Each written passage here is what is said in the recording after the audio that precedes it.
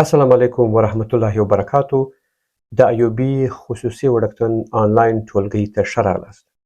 ګرانو زده کوونکو، نن به موږ د پښتو توري تشریح کوو. دا په دې معنا چې د پښتو توري په عموم صورت سره په عموم ډول سره پر څلورو برخو یا څلورو ګروپونو باندې ویشل شوي دي. نو راسئ نن به د اول یا لومړی ګروپ په باره کې معلومات درکړو. لکه تاسو چې پوهیږئ، زموږ ژبه توري موږ یو د بل سره راځي او موښلي او یو لغت جوړوي. نو په دې کې اصول شته. اصول یې څه شي دي؟ ځینې توري دي چې وصلیږي، ځینې توري چې وصل سي خپل شکل تغیر ورکوي، بدلیږي، په بل رقم لیکل کیږي یا ډیر فرق لري. که یوازې ولیکئ یو رقم دی، که د یو بل توري سره راسي چې سره وجنګیږي په معنا سره وموښلي وصل سي بل رقم شکل لري. نو نن به موږ د اول ګروپ یا د اول برخه باندې خبرې وکړو چې دا ډیر مهم توري دي او موږ باید دا په یاد زده کړو. او د ټولو ګروپونو چې مو تشریح کړه، تاسو به وګورئ چې د پښتو ژبه ډیره اسانه ده، لیکل یې ډیر اسانه دي. هغه اصول چې شته چې توري سره جنګیږي سره وصل کیږي، که دغه موږ زده کړو د خیر سره، بیا به د لیکل ویل او لیکل دواړه ډیر اسانه سي موږ ته. نو نن به موږ د اول ګروپ یا د اولې برخې د پښتو توري د اولې برخې باندې خبرې وکړو. د دې ګروپ نوم دی بېساري توري. بېساري توري 10 دانې دي. تاسو دلته وینئ: الف، دال، ډال، زال، ری، ړې، زې، ژې، ژې او واو دي. دا ډیر مهم دي او دوی دوه اصول لري. په دغه ګروپ کې دوه اصول شته. اول اصل یې دا دی چې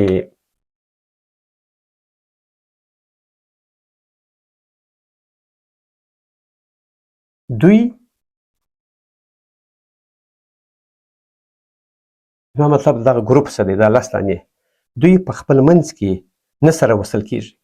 دوی د یو بل سره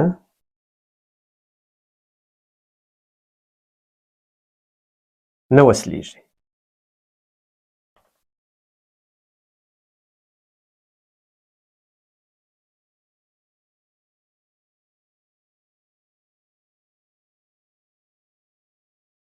دا اول اصل دی. دوی که موږ په یو لغت کې سره راسي، یو د بل نه سره موښلي، نه سره جنګیږي، جلا جلا به لیکل کیږي. تاسو ته به زه مثال درکړم. مثال روژه، دغه لغت روژه. روژه به یې پله ولیکو، جلا جلا به یې ولیکو. ګورئ روژه داسې ده، نه؟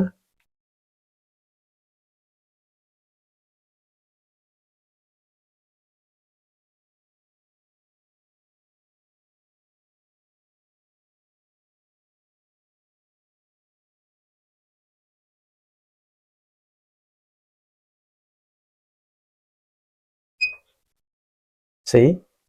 اوس نو دا څه شي دي؟ دا څلور توري دي چې سره موښتي دي. تاسو وینئ دا ری ده، ری جمع واو، بیا جمع ژ،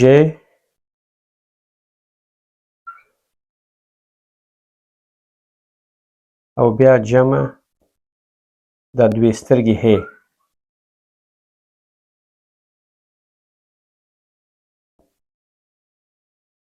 صحیح؟ تاسو ولیدل چې دا 5 توري دي په خپل منځ کې 4 توري دي، بخښنه غواړم، او دغه 3 توري د بې ساري توري څخه دي چې په هغه کې ر ده، و ده او ژ ده. نه ګوره، و هم شته، ژ هم شته، ر. نو دغه لغت چې وینئ روژه، موږ ر هم جلا لیکلې ده، و هم جلا، او دا خپله ژ چې ده دا هم جلا ده. ه جلا ده، ه په دا ګروپ کې نه راځي، خو چون دغه د مخه دغه توری د بې ساري توري سره دی، دغه ژ هم د دې سره نشي موښلېدلی هېڅ وخت په دغه رقم چې دلته دی. دا یې اول اصل. او دوهم اصل یې به زه تاسو ته لاندې ولیکم. هغه دا دی چې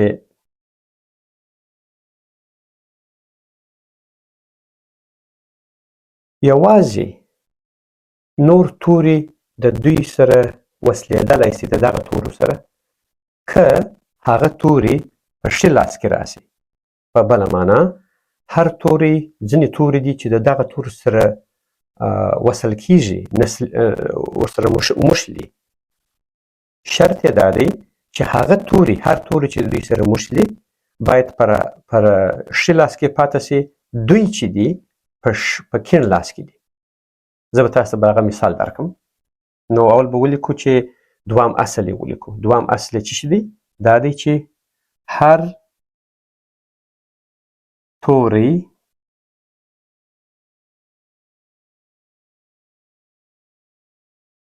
چې د دغه ګروپ یا د دغه برخې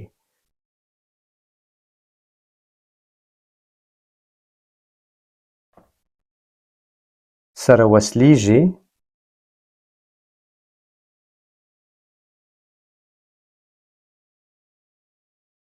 هغه په ښي لاس کې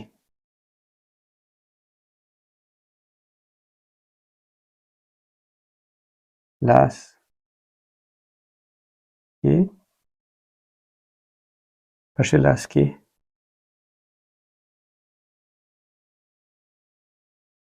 امکان لري.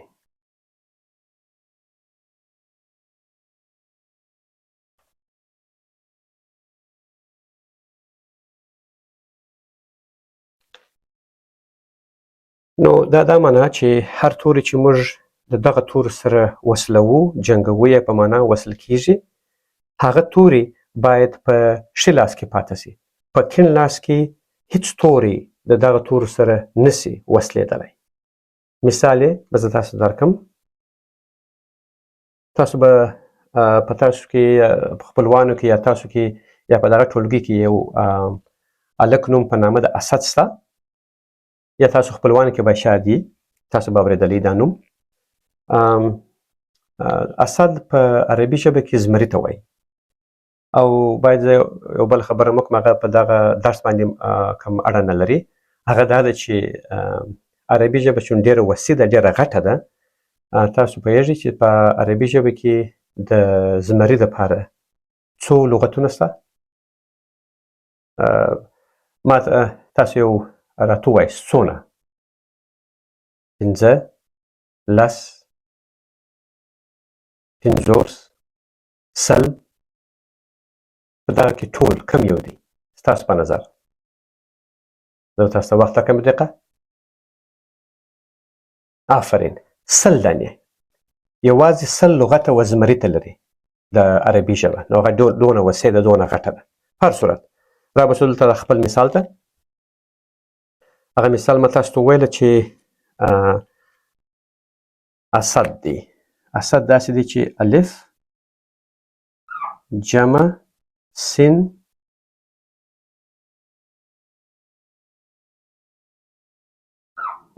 جمع دال دی.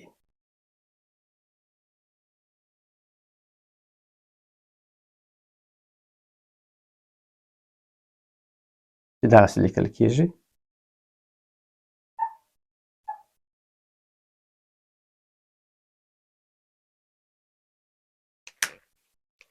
تاسو ولیدل زه به تاسو ته دغه په بل رنګ باندې د تاسو ته در وښیم. زه به دا پاکم یوارې.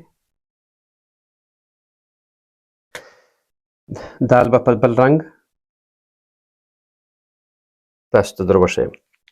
تاسو ولیدل چې سین د دال سره وصلیږي، مګم سین چې دی په ښي لاس کې پاتېږي. دال چې دی په کیڼ لاس کې دی، د دال و مخ ته بل هیڅ شی نشته. په بله معنا دوی چې د یو بل توري سره وصلیږي، همیش تل هغه توري باید د دوی د دغه ګروپ د دوی و ښي لاس ته پاتې شي. نو دغه و دوه اصوله د لومړۍ برخې یا د لومړۍ ګروپ د پښتو ژبې چې هغه په نامه د بېساري توري دي. زه به بیا تاسو ته دا ژر تکرار کړم. بېساري توري دغه لس دانې توري دي. دوه اصوله لري. اول اصل یې دا دی چې دوی په خپل منځ کې هیڅ وخت نه سره موښلي، نه سره وصل کیږي. باید جلا جلا ولیکل شي. لکه ما چې دلته ولیکل روژه، ری وو ژې، تاسو نشئ کولی چې سره وې جنګوئ، سره وموښلي. دا په دې معنا دا ری د وو سره نه موښلي، وو د ژې سره، نو جلا جلا یې لیکو. دا اول اصل. دوهم اصل دا دی چې هر توری چې د دوی سره نښلي یا ورسره موښلي، هغه توری باید په ښي لاس کې پاته وي. مثال یې د الف و سین و دال دی. تاسو وګورئ بل مثال، د دې مثال به زه بیا هم تاسو ته ګوره. د الف هم بېساري توری دی. الف د سین سره نشي موښلېدلی په دا رقم چې الف اول راسي بیا سین راسي. نو په دې خاطر موږ الف جلا لیکلی دی. سین د دال سره موښلي هغه وخت چې سین و ښي لاس ته پاتې شي. او دلته تاسو وینئ سین چې دی د دال و ښي لاس کې دی. دا دې وموښتئ. صحیح؟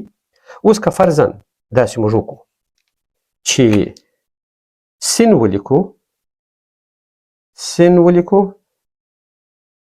جمع الف. اوس تاسو کولی شئ چې دا سره وجنګوئ. دلته مو وویله چې نه، ځکه الف اول راځي، سین یې و کیڼ لاس ته راځي، نه سره موښلي، باید جلا ولیکل شي. دلته صحیح دی، دلته موښلي. څنګه؟ داسې لیکو. صحیح ده؟ دا ولې موښلي؟ دا په دې خاطر دا دوهم اصل دی. وینې؟ ما تاسو ته وویله چې هر توری چې د دوی دغه تورو سره موښلي باید په ښي لاس کې پاتې شي. او سین چې وینئ، ګورئ سین چې دی دا ښی لاس دی د الف و ښي لاس کې، په کیڼ لاس کې نه دی. دا په دې خاطر باندې. نو دغه و د نن ورځې د درس. انشاءالله تاسو به په راتلونکي اونۍ کې د دوامې برخې یا دوام ګروپ او دغه پسې درهم او څلورم ګروپ باندې معلومات درکړو. خدای دې وکړي تاسو په خیر یاست. ورځ مو په خیر. السلام علیکم.